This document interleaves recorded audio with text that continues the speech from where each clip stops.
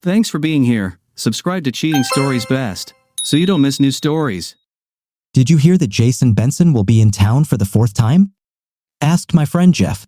It won't last long, but the city fathers decided to make him the chief marshal of the parade. Mayor Kane did it last year and will likely do it again next year. What's more American than a war hero in an Independence Day parade? No, Jeff, I didn't hear that, I answered quietly. He must have climbed quite high up the military ladder by now. Many years ago, he was a captain, then a colonel, and soon he'll have to rise even higher. Jeff agreed. He was wounded in Baghdad a year ago and has all kinds of medals and awards. Look, he'll eventually run the Pentagon. I thought about Jeff's news for a minute. Jason Benson was our urban version of Jack Armstrong, the All-American boy. He played quarterback on his high school football team and shortstop in baseball. He graduated first in his class at a Division I university. Multiple universities competed for him. He received an appointment to West Point, graduated near the top of his class, and also played football and baseball. He was an accomplished, extremely capable athlete, soldier, and citizen. I had to admit it, there was a lot in him that was not in me. Normally, this wouldn't be a big deal to me. If it had been anyone else, I would have been truly happy for his success. You probably guessed my problem. He dated Sarah, who is now my wife, when they were in high school. Back then, everyone seemed to feel that Sarah was his ideal match.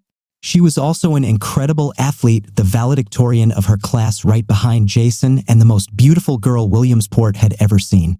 Somehow, they broke up after Jason went to West Point and Sarah went to Temple. They never got along at school. I was 2 years ahead of them. I wasn't a cool genius, but I did well. I studied engineering at a public school. As computers became an increasingly integral part of my daily life, I became increasingly drawn to programming. I worked for several companies before I got the courage to start my own. I still don't understand how I managed to convince Sarah to marry me, but I did it. It was the greatest achievement of my life, or at least the best thing I've ever done myself. Our 2 daughters were a combined effort and a source of great pride for both of us. Sarah never talked much about Jason. She knew I didn't like this part of her life. Invariably, well-meaning people mentioned his name from time to time. I was always amazed that these people seemed to think that I should admire and idolize Jason and acknowledge how great it would be if he and Sarah were together. It was like I had no feelings or value when it came to Jason. No one seemed to doubt that Sarah would have been much better off if she had managed to keep Jason. To their credit, Sarah's parents never suggested anything even remotely close to this scenario. I even saw Sarah's mother get really angry at a family picnic years ago when a cousin implied that Sarah should marry Jason. Only a fool would say something so offensive and ignorant, she reproached her stunned cousin before the suddenly silent meeting. If you knew what a wonderful husband and father Greg is, you would never have made such a stupid statement. Sarah smiled at her mother's sudden outburst and squeezed my hand under the table.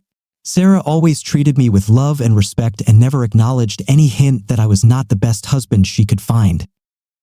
So, what was my problem? This was the long shadow of Jason Benson, a hero and an overall great guy. I always seemed to be compared to him and found to be inferior, both in my mind and in the minds of the maddening crowd. My conversation with Jeff ended when my daughter April stole the other team's basketball and passed everyone else. Both of my daughters played summer league basketball.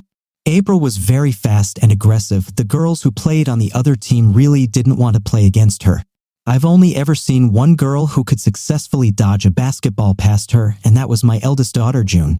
June was long-legged and moved with an easy grace that made her seem relaxed as she played. She planned to attend Temple in the fall on a volleyball scholarship. It could have been basketball, but she preferred volleyball. April was a junior in high school and a key cog on a basketball team that hoped to win district and make it to states. I never get tired of watching my daughters play sports. They were good at every sport, they always gave everything to him. This is how competitive sports are designed, combined with the speed and athleticism inherited from Sarah. They were simply the best. June recently became the top of her class. This really helped the coaches decide to award her a scholarship. April competed for top honors in her class. I got out of the stands when the game was over.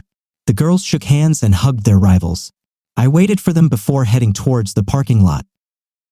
Not a bad game, isn't it, Dad? June grinned. April didn't even let them pass the ball past half-court. Finally, the coach asked her to give the defenders a break and retreat a little. Yes, she spoke like you, Dad, she said. She said that we play not only for fun but also to win. She didn't want us to ruin the other team's morale by crushing them too much. April chuckled. June almost stopped shooting after the first half to give them a chance to get into the game, and she was the top scorer. Well, girls, summer league should be a good time for all the kids. When we started, we discussed what the goals would be and decided to promote sportsmanship and team play. I recalled Coach Simons did a great job today. You always try to make everyone happy, Dad, except when you play against us. You never let April or me go when we play at home, June said. That's because you're both mentally and physically strong. I wanted you to learn to never give up and play as hard as you can. In school league matches, no one takes you easy, do they? I asked. You must know what competition you are participating in and play accordingly. Do you think I would succeed in business if I didn't let my clients win at golf most of the time? It's very difficult, Dad. It might help when you're losing to your clients, but June can kick your ass at golf. I don't think you'll let them win, April laughed. You're not the best golfer in the world anyway, young lady, I admonished April. I know enough to look like I'm trying my best and be gracious when I lose. This is the secret to winning business on the golf course. It's a good thing you explained this to June, Dad, because she's going to be kicking ass and losing business all over the place, April bragged to her sister. She does the opposite. She looks like she's not even trying and plays great.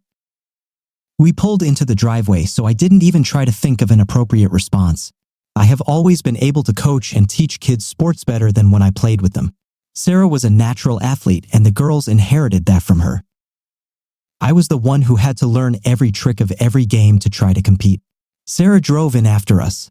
The girls started telling her about their day and how their game went. Following them into the house, I shook my head in amazement. How did I manage to get 3 such incredible women into my life? Sarah, was there anything special today? I asked. You looked a little more dressed up than usual and you had to stay late. Are the big corporate guys in town for the holiday?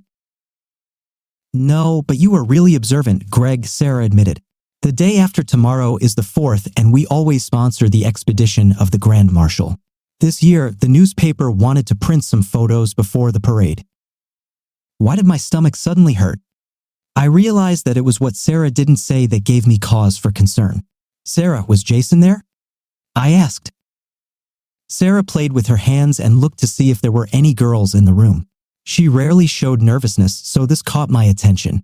Jason was there, Greg. Our hotel donated a suite for our local military hero. It's just good public relations. His parents left Williamsport several years ago. He had nowhere to stay. We decided to donate the apartment to a local man who was wounded in the service of our country and serves as Grand Marshal for the 4th of July parade, Sarah reasoned, her voice rising slightly. It's just good business and there's no reason to worry about it. Then why are you so worried? I answered immediately, not really well, maybe a little. Sarah conceded, we just always tried to avoid the topic of Jason. I know how you feel about us dating in school and how annoying it is when people, even after all these years, continue to throw his name around at you and me. It's strictly business, Greg. You are my husband and the only man I love or have ever loved. You must believe it. It's very nice to hear this from you, Sarah, and I want to believe you. The question that comes to mind is this: why did you feel the need to hide information about Jason's return from me? I just told you that I know this is a sore subject and I didn't want you to worry or get upset. He just doesn't mean anything to me. In that case, I shouldn't have any reason to be upset, and certainly you shouldn't have any reason to hide any information from me, right? I asked. Well, no, Greg, not really. I'm glad we're discussing all this openly.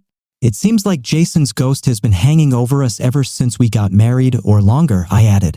So, are there any other events planned with the participation of Marshal Colonel Benson? Colonel Benson will be the commander-in-chief at the parade and the next day at an informal reception at the hotel, Sarah admitted.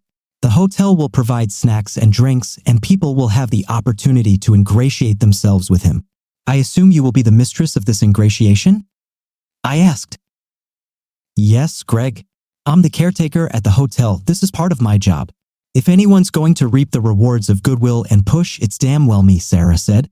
Do you have any problems with this? I don't think it matters, Sarah. The die is cast and plans are made.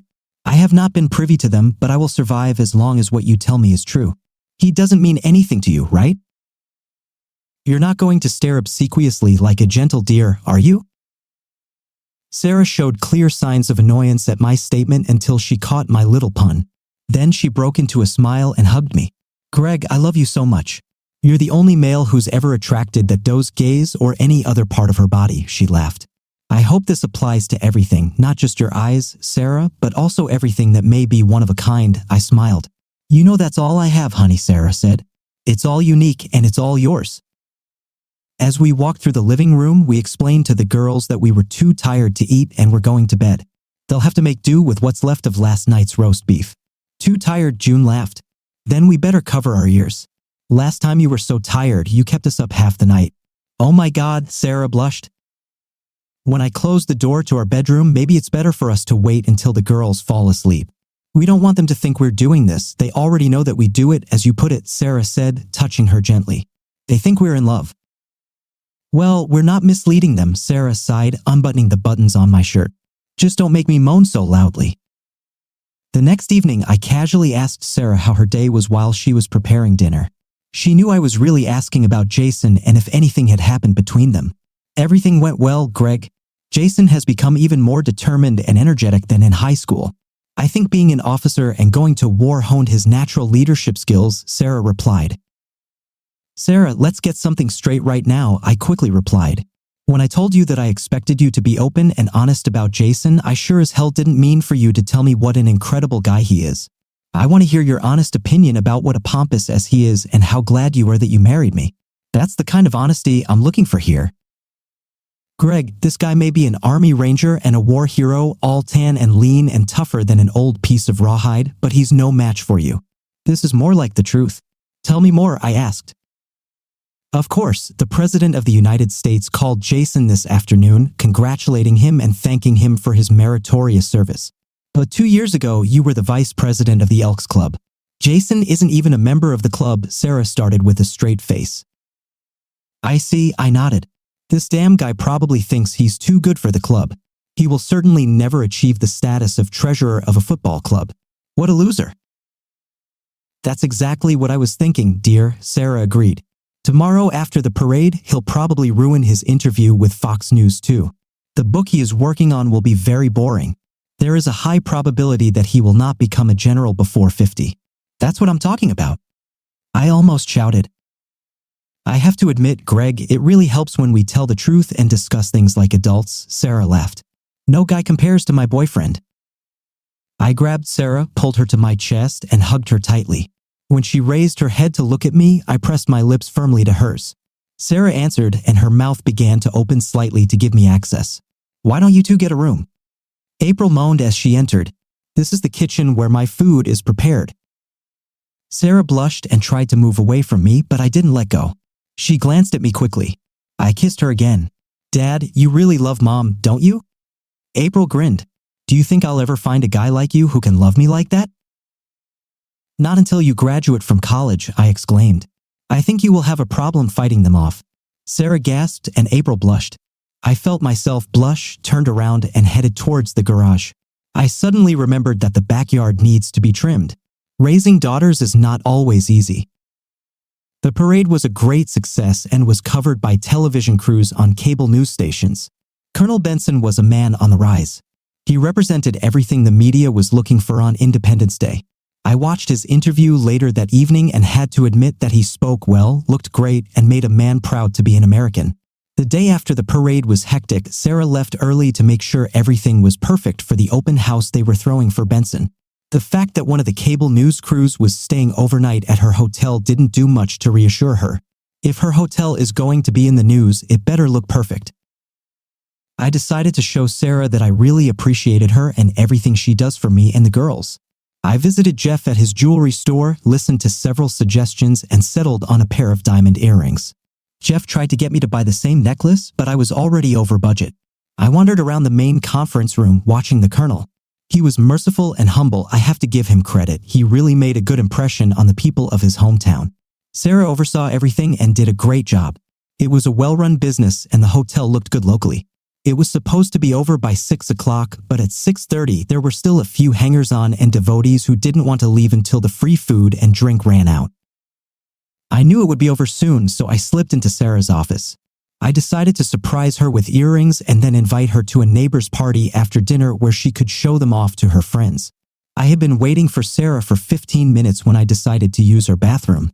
I had just finished washing my hands when I heard the office door close. I felt my wide smile disappear when I realized it was a man's voice speaking. I didn't close the bathroom door completely and the conversation was easy to follow. "Sarah, I know I keep saying this, but you look amazing. Just being around you drives me crazy. You are still the most beautiful woman I have ever made love to." My stomach churned and I felt sweat beading on my forehead. I felt weak and had to lean on the sink to keep from falling. "That's very flattering, Colonel, but I must ask you not to talk to me like that. I'm happily married and I don't want to give the wrong impression," Sarah replied. "It was more than 20 years ago and it's better to forget, Sarah. I know you still feel something for me. I've seen it the last few days while we've been working together. And please call me Jason," the nasty bastard hero replied. "The only reason I agreed to spend my holiday here was to see you again. I have to say, it was worth it. I'm sure you wanted the people in your old hometown to have the pleasure of seeing you here in the parade, Jason. You were the hometown boy who did well. Everyone is very proud of your adventures and successes. After all, you are a true war hero," Sarah concluded. "Sarah, come to me now," Benson begged. "I have to leave early tomorrow morning. Come and let me make love to you again. This will be a special way to thank me for everything I've done for the country and for you. Really." I almost threw up. If I start puking, Sarah will know I'm eavesdropping on the conversation. I reminded myself to take slow, deep breaths and manage to regain control of my stomach. "I'm married, Jason. My husband will immediately suspect something," Sarah reasoned. "He would be extremely upset, to say the least. I saw him hanging around, Sarah. He's not the type to cause trouble. There were hundreds like him under my command. They never challenge me. He won't dare tell you anything," Benson reasoned. "Coaching girls in soccer and changing diapers does not prepare a man for battle." I heard the contempt in Benson's voice as he chuckled at his own remark. He didn't seem to have much respect for me. "Jason, why don't you stay a few more days if you want to see me more often?" asked my devoted wife. "I can leave your room without hassle and for free." "I can't, Sarah. I have been ordered to report to Washington tomorrow. It's all part of climbing the corporate ladder. I've put more than 20 years and a lot of blood into this business, and I'm already close to it. I'm sure I don't want to ruin everything at this point."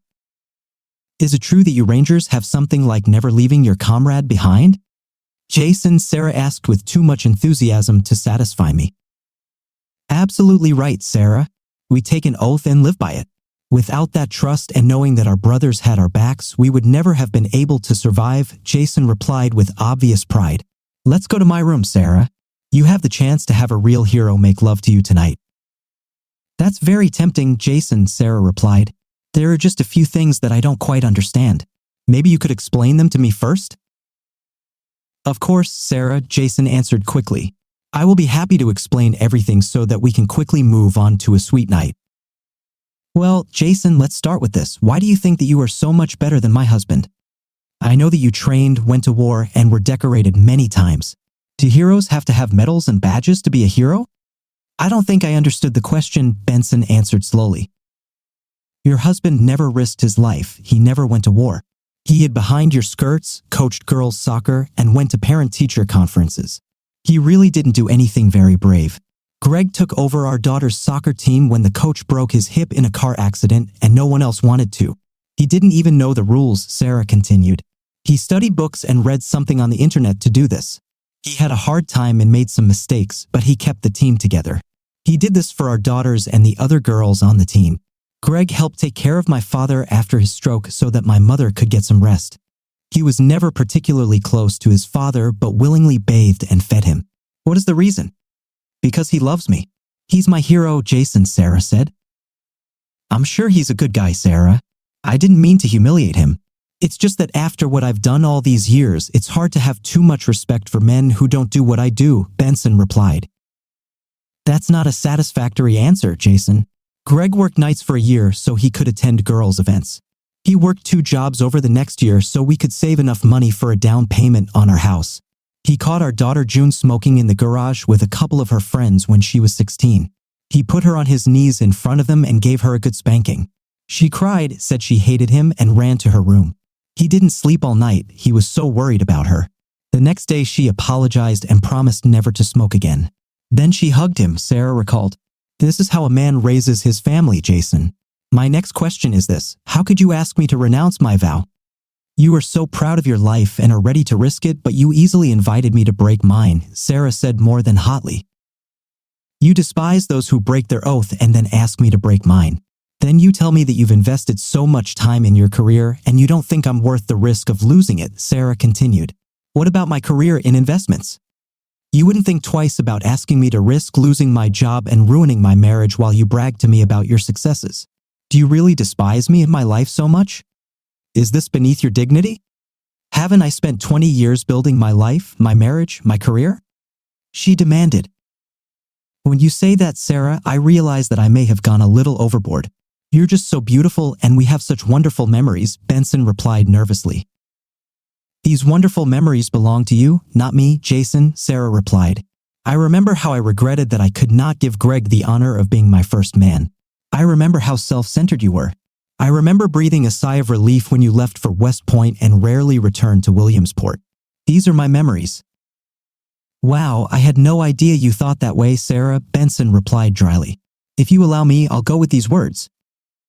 I heard the door open and close rather abruptly. I stayed in the bathroom, afraid that Sarah would come in and realize that I had heard the entire conversation. Luckily, I heard the office door open and close again. She left. I waited until I was sure everything was clear and headed to my car. I called Jeff as I walked across the parking lot. I was in the kitchen helping the girls prepare dinner. I sat on pins and needles and waited impatiently when Sarah came in. Sarah, I'm so glad you're home, I exclaimed, hugging her to me.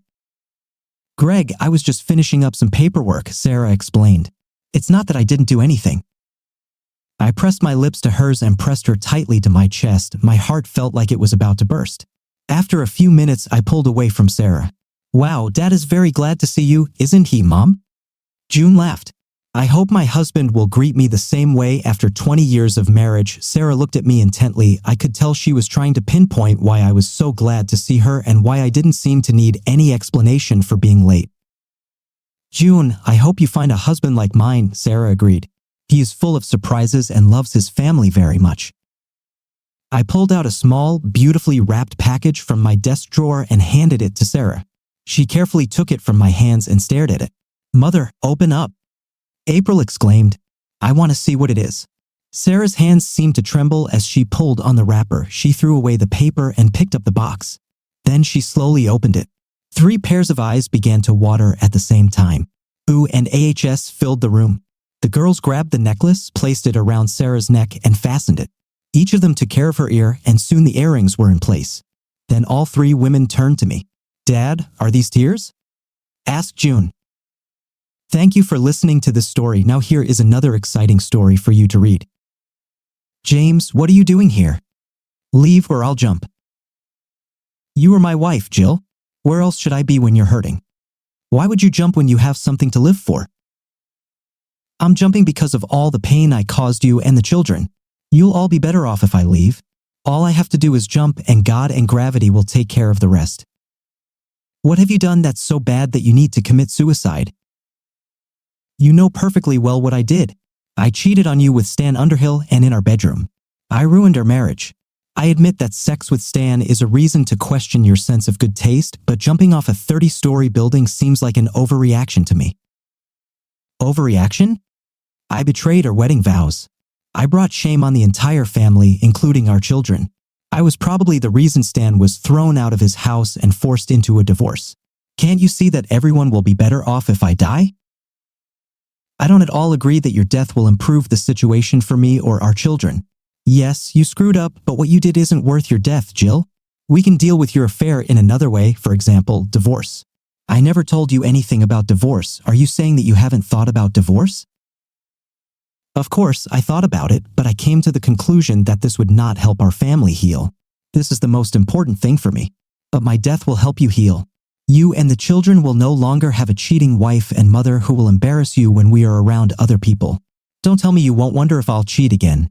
If I die, you get all of our financial assets instead of half from the divorce. With my death, you will receive my life insurance. Jill, your death will deepen our wounds, not heal us. The kids and I would feel guilty for not doing enough to convince you how important you are to our family alive. By the way, you're wrong about life insurance. There's no suicide benefit in your policy. We will live on less income because your salary is gone, and we will be depressed because of your death. Every day we will think of you when one of us has to do the housework that you usually do. James, you can easily find a woman to replace me. You are a caring, smart, and handsome man, and your children are wonderful.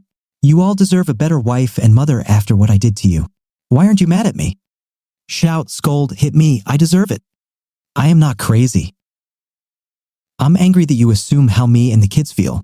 Why don't you ask us how we feel? The kids asked me just before I came here, why does mom want to leave us? Have we done something bad?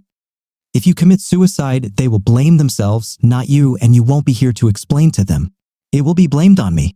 You didn't ask me, you just assumed that I would be vindictive and want to get rid of you. I just know that I would be damn angry if you cheated on me. I know it's hypocritical of me, it's because I'm too selfish. You need a wife and mother who takes your interests and the interests of your children to heart. I thought I had it. I'm not sure I don't have her anymore, even after this short fling. The only way to lose her is if she jumps. You mean you'll think about staying married even after I cheated? I broke up our wedding vows. You definitely broke your oath to leave everyone else, but look at all the other vows you've kept. You have stayed with me through richer and poorer, in sickness and in health, through good times and bad. You were a great mother to your children. You have been a wonderful lover to me. I have many reasons to want to stay married. I don't deserve a wonderful husband like you. True, but you are already lucky to have me. They both smiled. James, are you just saying this to deter me? Damn it, you understand everything. They told me that I would be responsible for cleaning up the mess outside when you fall. Can you imagine what a mess it would be with blood and brains splattered everywhere? What if you hit someone? They will probably sue me. Those idiots down there are standing too close. He grinned. Stop making me laugh, idiot. Suicide is serious, darling. Are you ready to come down now? James, are you sure you want to stay with me? Certainly, let me show you. James grabbed Jill's hand and pulled hard. They both flew off a tall building. Jill screamed and kicked all the way right up to the air mattress laid out by the fireman. While he distracted Jill with conversations, the mattress quickly deflated and Jill jumped towards James, swearing and hitting him. You bastard, you scared me to death. Firefighters grabbed her and took her to an ambulance to be examined. The policeman approached James. Are you all right? Of course, I can repeat it. It was fun. It was both brave and stupid of you. You know she'll have to undergo a psychiatric evaluation after she leaves the emergency room, right? Can you get the doctors to lock her in there and lose the keys? It will depend on the doctors in the hospital. Jill, do you know me? Of course, you are my husband. Have you come to get me out of here? They think I'm crazy, and who the hell is that with you? She pointed to the beautiful young woman standing behind James. Oh, this is one of those women you thought would take your place when you left. You were really right about that. I did several test drives. It's not easy to make a choice. The kids really like her. Oh yes, the kids sent you a get well card. What, you said you want me to come back? We were going to work it out together. Yes, that is right. You will just solve your problems here, and I will work on mine there, you son of a. When I get out of here and I calm down, I will come back and visit you from time to time. By the way, here are some reading materials for you since you have so much free time now. Jill saw the envelope, opened it, and found a divorce petition. She became enraged and began throwing punches, screaming, kicking, and running around. It took 4 paramedics to get her down and sedate her.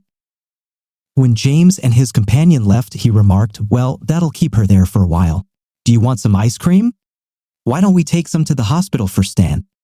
I hear he is having a very hard time with the loss of his testicles.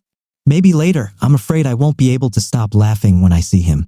Let's go pick up the children right now. I'm sure they won't refuse ice cream after this.